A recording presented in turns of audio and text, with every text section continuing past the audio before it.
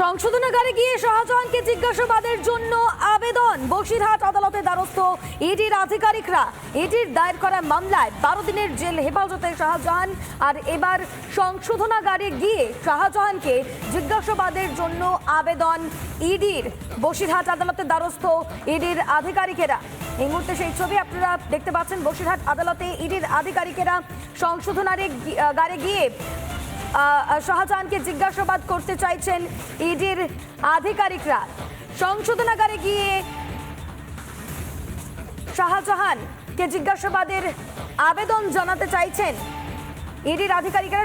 সেই কারণে ইতিমধ্যেই তারা পৌঁছে গিয়েছেন বসিরহাট আদালতে। আমরা আরো বিস্তারিত জানবো। আমাদের প্রতিনিধি এই মুহূর্তে সৈকত আমাদের সঙ্গে রয়েছে। সৈকত, মূলত ঠিক কি কি বিষয় জানতে চাইছেন ইডি তদন্তকারী আধিকারিকরা, একবার তোমার কাছ থেকে বিস্তারিত জানতে চাইবো।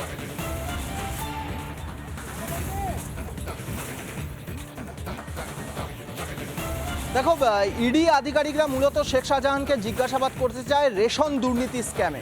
এই রেশন দুর্নীতিতেই কিন্তু 5 তারিখে অর্থাৎ 5ই জানুয়ারি তারা শেখ শাহজাহানের বাড়িতে রেড করতে গিয়েছিল, যেখানে হামলার সম্মুখীন হয়। কিন্তু তারপরে শেখ শাহজাহানকে আর পাওয়া যায় না। ইতিমধ্যে সেই ঘটনার তদন্ত করছে সিবিআই হেফাজত শেষে এই মুহূর্তে শেখ শাহজাহান সহ বেশ কয়েকজন তারা জেল হেফাজতে।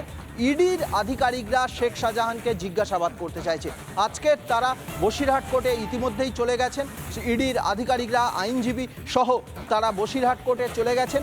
মূলত যেটা জানা যাচ্ছে, তারা হয় জেল হেফাজতে থাকাকালীন তাকে জিজ্ঞাসাবাদের আবেদন জানাতে পারেন। শুধু তাই নয়, এই আবেদন জানানোর পাশাপাশি ইডি নিজেদের হেফাজতে শেখ শাহজাহানকে চাইতে পারেন, সেই আবেদন জানাতে পারেন, এমনটাই জানা যাচ্ছে। ইতিমধ্যে ইডির আধিকারিকরা, আইনজীবী সহ তারা পৌঁছে গেছেন বসিরহাট কোর্টে। তারা আবেদন জমা দেবেন। আবেদন মঞ্জুর হলে তবেই কিন্তু ইডির আধিকারিকরা তাকে জিজ্ঞাসাবাদ করতে পারবে। সেই জিজ্ঞাসাবাদ জেলে গিয়ে হবে নাকি নিজেদের হেফাজতে ইডি শেখ শাহজাহানকে পাবে, সেটাই দেখার। আদালত কি রায় দেয়। একবার ধন্যবাদ সৈকত আমাদের সঙ্গে থাকার জন্য।